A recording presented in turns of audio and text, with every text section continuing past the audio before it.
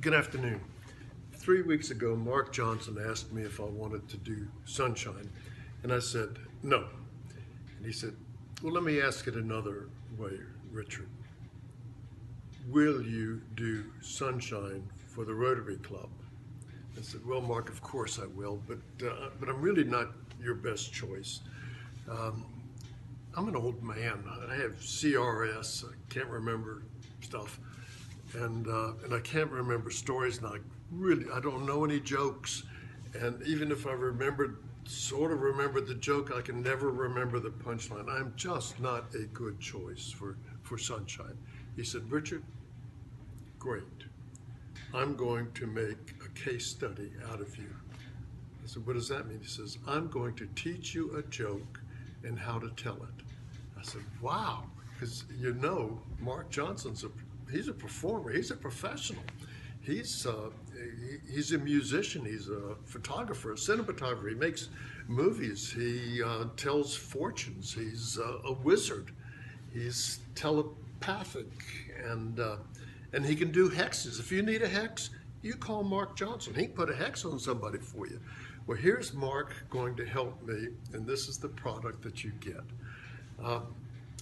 We went over, this was 3 weeks ago, we went over to the table over on the farthest corner there by the coffee bar and pulled it, after you all had left, pulled up 2 chairs, went face to face, and we sat down. And Mark started out and he asked me a question. He says, Richard, can you sing? I said, no, Mark, I can't sing and I can't tap dance. Oh, I can play the harmonica. He said, no, we don't want that. But I'm going to tell you the corpus of the story, and then the most important thing is the punchline. We'll get to that in a minute. And so then he told me this story about Roy Rogers and Dale Evans and Trigger, and they were camping in the mountains with a mountain lion attack, something like that. But I had my legs crossed, and I didn't get all of that story. But then Mark moved in, got closer, and I had to uncross my legs. So I got the second part, which was the punchline. Well, Mark came up and took his 2 fingers, moved my glasses up, and put his fingers on my temples. And I could feel a warmth going back and forth between my temples. And I could feel it go through the memory lobes, the front lobes of my brain. And then his fingers started tapping. And it was dash, dot, dot, dot, dot, dot, dash, dash, dash. It was DOS. He was programming my brain in Morse code into DOS into my brain. And then his face got closer and closer to mine, and his eyes are right there. He was all over my personal space, and he was looking, I could feel him looking through the lenses of my eye onto the retina of my eye and reading things on the inside of my brain. And then he goes, voila! God, it scared me to death. And I said, what was that? And he said, you've got it. And I thought, man, he discovered something, sexually transmitted disease or something like that. I said, I've got what?